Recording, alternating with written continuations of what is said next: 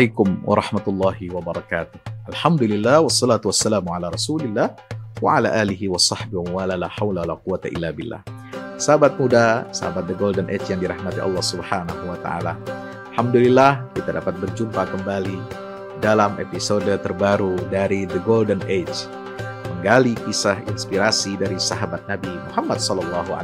Kali ini kita akan berkenalan dan bercermin dari sejarah hidup seorang manusia agung yang bernama Abu Ayyub Al-Ansari. Manusia hebat, seorang sahabat yang dipilih oleh Allah Subhanahu wa taala. Rumahnya menjadi tempat tinggal Rasulullah sallallahu alaihi wasallam selama beliau membangun Masjid Nabawi di Madinah. Ketika beliau hijrah dari Makkah ke Madinah, beliau singgah di rumah Abu Ayyub Al-Ansari. Di depan rumah Abu Ayyub itulah dibangun Masjid Nabawi, dan beliau merelakan tanahnya, rumahnya itu digusur untuk pembangunan Masjid Nabawi. Subhanallah, diganti dengan sesuatu yang lebih istimewa, menjadi tempat bersimpuhnya hamba-hamba Allah, ibadur rahman, menjadi tempat kawah candra di muka, di mana Rasulullah mendidik dan membina para sahabatnya menjadi ruhbanun bil laili wa fursanun bin nahar, menjadi orang-orang yang ahli ibadah di malam hari, dan menjadi singa-singa, kuda-kuda perang di siang hari. Beliau sahabat yang beruntung ini mendapatkan keberuntungan dari Allah Subhanahu wa taala. Karena apa? Saya katakan dia adalah sahabat yang dipilih oleh Allah, rumahnya dipilih oleh Allah. Ini bukan satu kebetulan. Ketika Nabi SAW datang sampai di Madinah setelah berbulan-bulan perjalanan hijrah dari Makkah, subhanallah, tiba di kota Madinah disambut oleh seluruh penduduk Yathrib, yang kemudian beralih nama menjadi namanya Al-Madinah Al-Munawwarah, Madinah, kota yang beradab, yang penuh atau bermandikan cahaya yang gemerlap dari cahaya Islam yang diturunkan oleh Allah Subhanahu wa ta'ala. Nabi SAW ditarik-tarik. Semua suku-suku Madinah, semua pembesar-pembesar, tokoh-tokoh di Madinah menginginkan supaya Rasulullah tinggal di rumahnya. Ya Rasulullah, tinggallah di rumah kami. Ya Rasulullah, tinggallah di suku kami. Ya Rasulullah, begini terus. Nabi mengatakan apa? Saya tidak akan menetapkan pilihan saya sendiri. Saya serahkan di mana tempat aku bersandar, di mana tempat aku akan tinggal nanti, itu aku serahkan kepada Allah Subhanahu wa taala.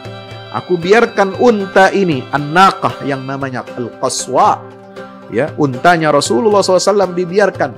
Nabi mengatakan, da'uha fa innaha ma'murah. Biarkanlah unta ini berjalan, mengarah kemana, dia akan berhenti di mana, dia akan duduk di mana, disitulah nanti itu menjadi tempat tinggalku.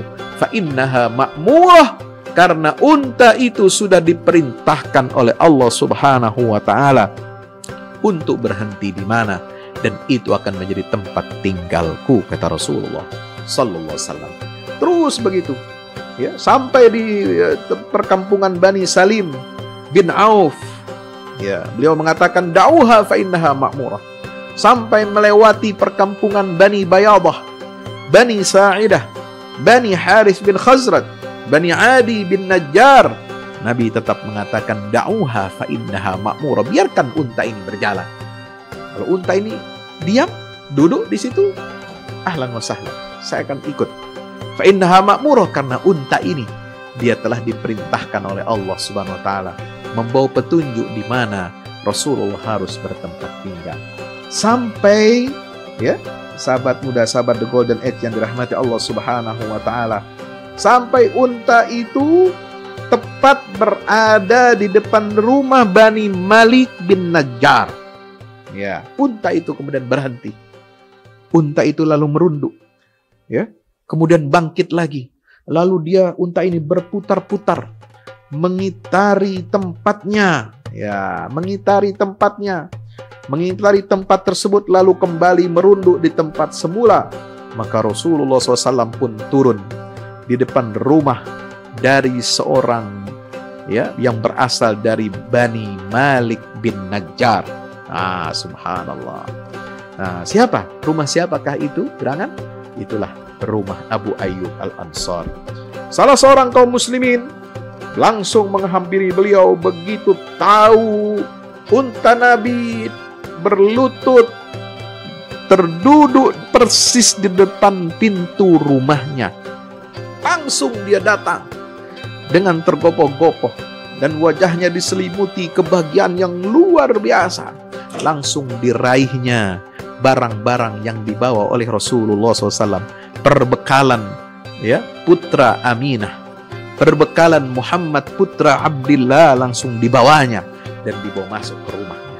Subhanallah. Padahal juga orang-orang lain udah mau berebut, ya, tasnya Rasulullah, barang-barangnya Rasulullah SAW, perbekalan Nabi.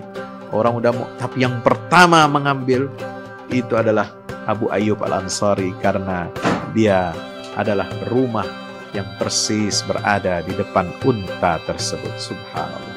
Sahabat muda, sahabat dirahmati Allah, beliau lalu bawa perbekalan Nabi, memasukkannya ke dalam rumah Abu Ayyub Al-Ansari, dan beliau mengundangnya untuk masuk. Dan Abu Ayyub Al-Ansari ini bukan orang sembarangan. Dia adalah salah seorang dari 75 orang umat Islam di Madinah yang berbaiat kepada Rasulullah SAW di Makkah dalam peristiwa baiat Aqabah yang kedua. Ya, Abu Ayyub Al-Ansari ikut di situ.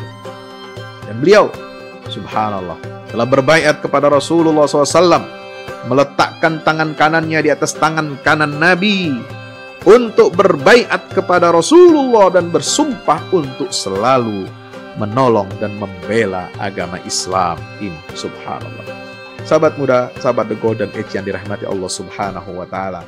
Setelah Rasulullah wafat, ya, beliau ini, ya, adalah orang yang sangat tawadhu, orang yang menjaga kesuciannya, orang yang senantiasa menjaga adabnya kepada Rasulullah dan keluarga Rasulullah sallallahu alaihi wasallam. Ya, selain beliau orang yang tidak pernah meninggalkan satupun medan peperangan, jihad, karena semboyannya itu adalah syiar yang disampaikan oleh Allah langsung dari, ya, langit yang ketujuh. Apa firman Allah? Infiru khifafan wa thiqala wajahidu bi amwalikum wa anfusikum. Surat Taubah ayat 41.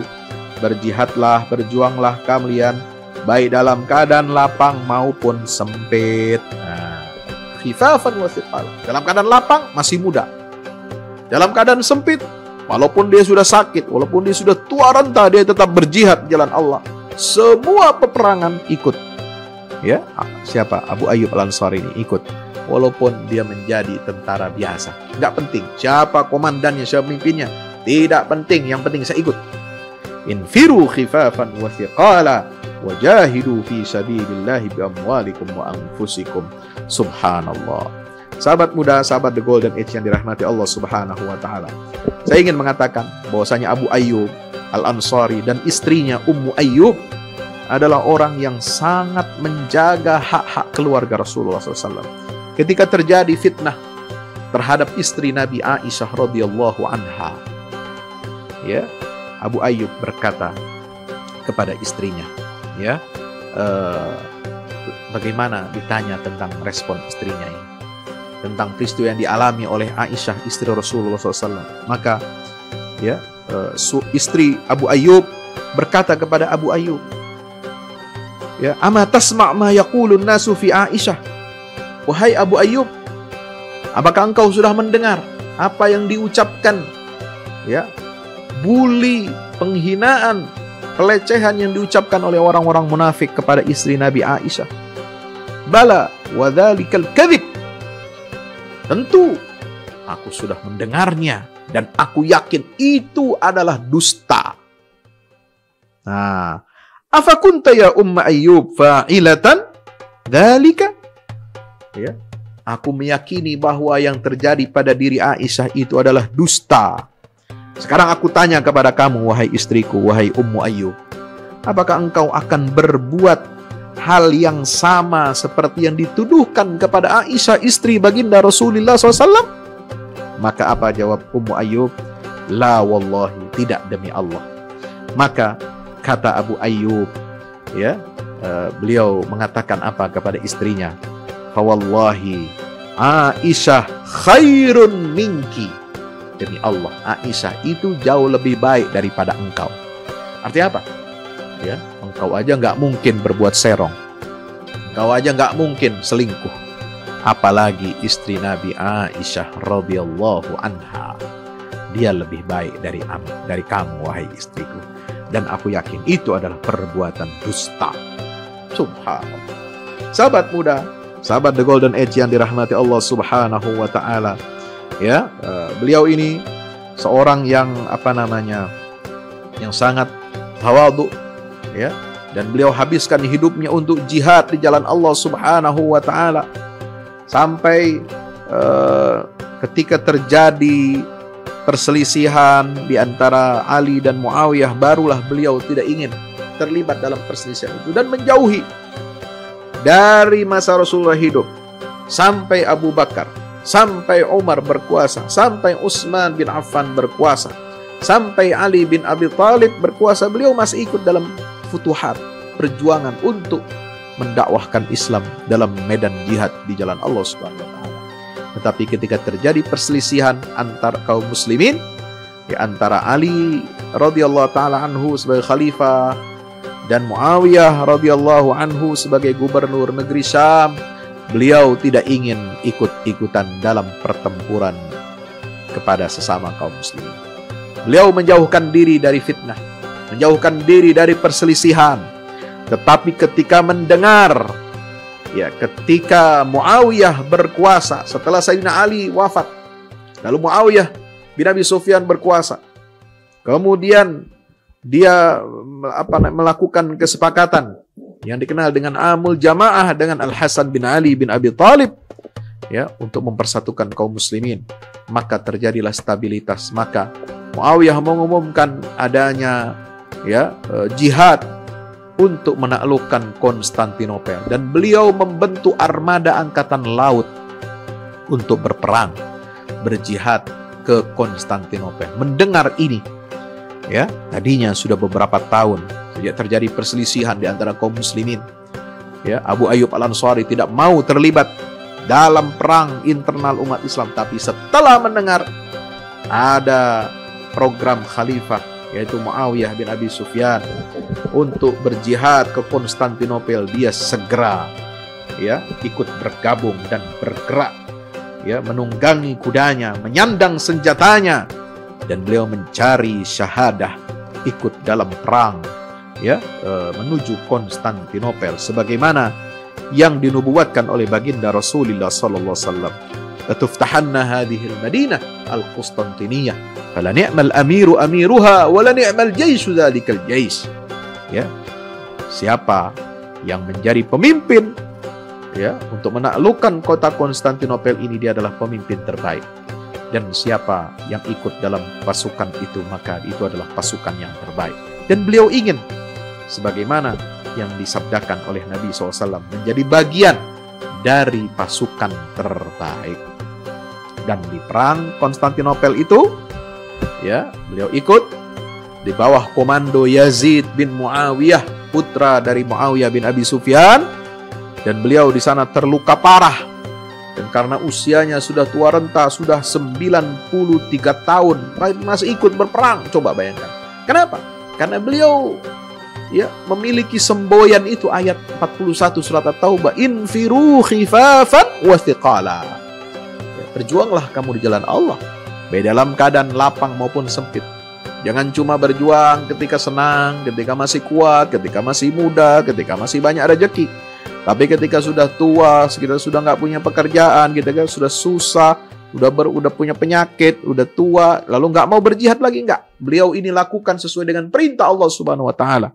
Infiru khifafa wa thiqala. Ya, sebagaimana firman Allah dalam surat Taubah ayat 41, maka beliau ikut di sana. Terluka parah beliau dalam peperangan untuk merebut Konstantinopel di zaman Muawiyah bin Abi Sufyan di bawah komando siapa? Yazid bin Muawiyah. Maka Yazid bertanya kepada Abu Ayyub, apakah yang kau perlukan wahai Abu Ayyub? Ternyata ada satu wasiat yang beliau ucapkan. Ya, apa wasiat beliau? Idza ana mittu, kalau seandainya aku mati dengan izin Allah, farkabbi, maka bawa aku ke atas kendaraanku, ya, ke atas kudaku, bawa dia lari sejauh-jauhnya, thumma tatba, thumma tabighu bi fi ardil adu ma wajadat masaghan, ya, biarkan kuda yang membawa aku ini, jenazahku itu, bawa jenazahku itu, bawa lari kuda itu sejauh yang dia mampu sampai masuk ke titik terjauh di tanah yang dikuasai oleh musuh, yaitu kekuasaan Romawi Timur atau Bizantium. Subhanallah. Fa idza lam tajid masaghan, kalau sudah tidak sanggup lagi kuda itu berjalan, berlari di tempat dia, ya, berdiri di tempat dia berhenti, disitulah fadfani, maka fadfanni, maka kuburkan aku di tempat itu, warji, dan kembalilah engkau wahai komandan, ya, kepada pasukan. Subhanallah. Dan wasiat ini dilaksanakan oleh siapa? Oleh Yazid bin Muawiyah. Dan beliaulah sahabat Nabi SAW yang pertama yang wafat gugur dalam medan perang syahid untuk Futuhat Islamiyah, sebagaimana yang dinubuatkan oleh Rasulullah Sallallahu Alaihi Wasallam ketika beliau di Madinah, bahwasanya kota Konstantinopel ini akan ditaklukkan oleh kaum muslimin jauh sebelum penaklukan Muhammad Al-Fatih tahun 1453. Beliau sudah, ya, berupaya ingin mewujudkan janji Rasulullah Sallallahu Alaihi Wasallam. Beliau ingin mati di negeri Konstantinopel yang dikuasai oleh Romawi Timur. Ya, beliau adalah orang yang senantiasa meyakini kebenaran sabda Nabi SAW, meyakini kemenangan Islam itu pasti datang, kemenangan Islam itu pasti membawa cahaya, ya, yang membawa kekuatan Islam itu sampai ke negeri Konstantinopel. Dan dengan keyakinannya itu, dia ingin wafat dan dimakamkan di tanah itu. Itulah yang kita saksikan sekarang. Kalau sahabat muda, sahabat The Golden Age rahmati Allah Subhanahu wa Ta'ala, punya rezeki, punya kesempatan, insya Allah setelah corona berlalu, datang ke Istanbul, jalan ke Turki, ibu kota Istanbul. Di sana ada makam Abu Ayyub Al-Ansari yang dinamakan monumen beliau itu dibangun masjid, namanya Masjid Ayyub Sultan. Karena apa? Karena semua sultan dari Kekaisaran Ottoman Turki, ketika mereka mau dilantik, mau diambil sumpah jabatannya, maka ada upacara, ya, upacara khusus yang semua itu harus berangkat dari Masjid Ayyub Sultan atau Masjid Sultan Ayyub, ya. Untuk apa? Untuk mereka memberikan penghormatan bahwa tradisi Ottoman, ya, leluhur mereka bisa sampai menaklukkan Konstantinopel ini adalah berkat perjuangan dan jihadnya Abu Ayyub Al-Ansari. Yaitu prosesi pelantikan dimulai dari masjid itu dengan menghunus pedang dari Osman Ghazi, ya, kakeknya atau pendiri Kesultanan Turki Utsmani. Setiap sultan atau khalifah yang diangkat baru, dia harus melakukan prosesi itu di mana? Di Masjid Ayyub Sultan. Subhanallah. Itulah kehebatan beliau yang menjadi inspirasi, mata air yang tidak pernah kering bagi para mujahidin, bagi para penakluk hebat seperti Muhammad Al-Fatih yang terinspirasi oleh perjuangan Abu Ayyub Al-Ansari rahimahullahu wa radhiyallahu anhu. Demikian, mudah-mudahan bermanfaat. Wassalamualaikum warahmatullahi wabarakatuh.